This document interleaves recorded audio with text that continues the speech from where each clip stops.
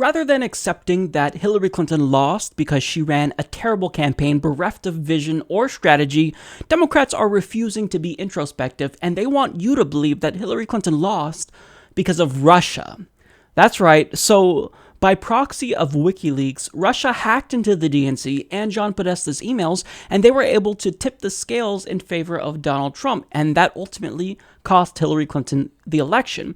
Now, I don't know if it's just me or not, but I find all of this pretty funny because during the election, we were talking about WikiLeaks, and many people in the media told us that there were no bombshells and that it wasn't going to hurt Hillary Clinton, and if anything, they even implied that it would help Hillary Clinton. So for example here, we had the Daily Beast write, WikiLeaks trolls the world, delivers nothing on Hillary.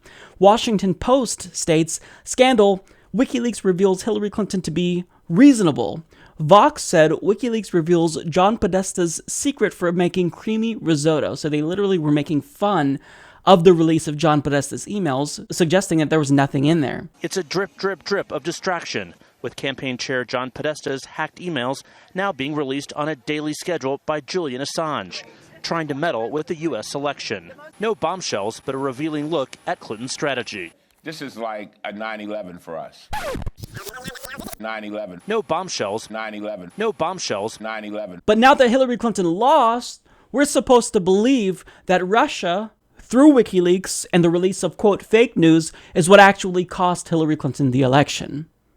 So we have a complete 180 here. Now, I'm not condoning hacking, nor am I suggesting that I'm okay with foreign interference in American elections. I mean, what do I look like? The United States and Latin America? But here's what I'm saying. I'm saying that you can't make such an extraordinary claim unless you have a substantial amount of evidence, more than hearsay. And forgive me for being overly skeptical here, but I am not inclined to believe the same people who told me that Iraq had weapons of mass destruction. I'm just not. So if you're going to tell me that Russia hacked the DNC and they're responsible, and we're even running with the story that Vladimir Putin is specifically culpable himself in this hack, well then you've got to supply us with the evidence. But unfortunately for the Democratic Party, they do not have a substantial amount of evidence to validate this huge claim. So let's look at the evidence. The Intercept explains there's a lot of evidence from the attack on the table, mostly detailing how the hack was perpetrated and possibly the language of the perpetrators. It certainly remains plausible that Russians hacked the DNC and remains possible that Russia itself ordered it. But the refrain of Russian attribution has been repeated so regularly and emphatically that it's become easy to forget that no one has ever truly proven the claim. There is strong evidence indicating that Democratic email accounts were breached via phishing messages and that specific malware was spread across DNC computers.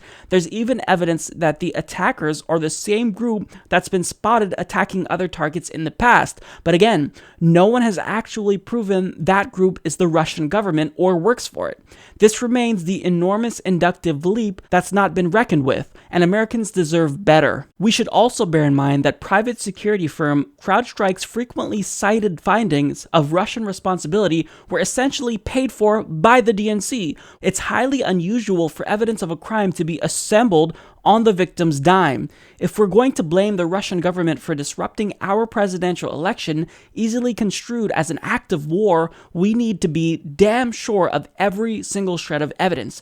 Guesswork and assumption could be disastrous. All of this evidence comes from private companies with a direct financial interest in making the internet seem as scary as possible, just as Lysol depends on making you believe your kitchen is crawling with E. coli. But what we're presented with isn't just the idea that these hacks happened, and that someone is responsible, and well, I guess it's just a shame. Our lawmakers and intelligence agencies are asking us to react to an attack that is almost military in nature.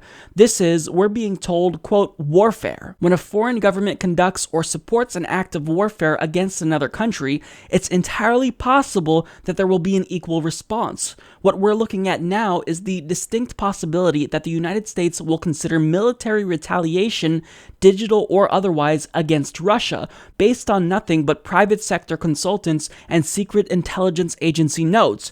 If you care about the country enough to be angry at the prospect of election meddling, you should be terrified of the prospect of military tensions with Russia based on hidden evidence. You need not to look too far back in recent history to find an example of when wrongly blaming a foreign government for sponsoring an attack on the US has tremendously backfired. It must be stated plainly, the US intelligence community must make its evidence against Russia public if they want us to believe their claims. The integrity of our presidential elections is vital to the country's survival. Blind trust in the CIA is not. So I'm sorry, but if the evidence does exist, then President Obama needs to declassify it and let us see it. And if you're as confident as you say you are, Democrats, that Russia interfered in our election, then why don't you punish Russia and sever any diplomatic ties we have with them and recall our ambassador to show them that we're pissed off? But you don't want to do that because you don't have sufficient evidence. But I mean, let's just accept for a minute that Russia did in fact hack the DNC and John Podesta's emails. This doesn't remove the substance of what was found in those emails. It revealed overt corruption from the Clintons and her campaign, and it also doesn't make the DNC's interference in the primaries acceptable. You don't receive a get-out-of-jail-free card if you can prove Russia did it. Your corruption has been exposed, and now it's up to you to either change your ways and become the party of the working class again, or you can die off and allow the Greens to take your place. If it is the case that they can prove and actually show us the evidence that Russia did in fact hack the DNC and John Podesta's emails, that doesn't make what they did okay. But here's my question. So if we prove Russia did it, what's the end game of all of this saber rattling against Russia? It's very clear that with all of this red baiting, that the party that was once anti-war is now doing everything they can to reignite the Cold War. And look, this situation is different from Iraq because Russia actually does have weapons of mass destruction. So do you think it's worth risking a nuclear war with Russia all because you think they tipped the scales in favor of one candidate over the other, just like you did during the primaries? Do you think it's worth it to do that? To risk a global war all because you're a sore loser? I think you know the answer to that. And if you really want to prove Russia did it, either put up or shut up. But that doesn't make it okay for you to saber rattle and reignite a new Cold War.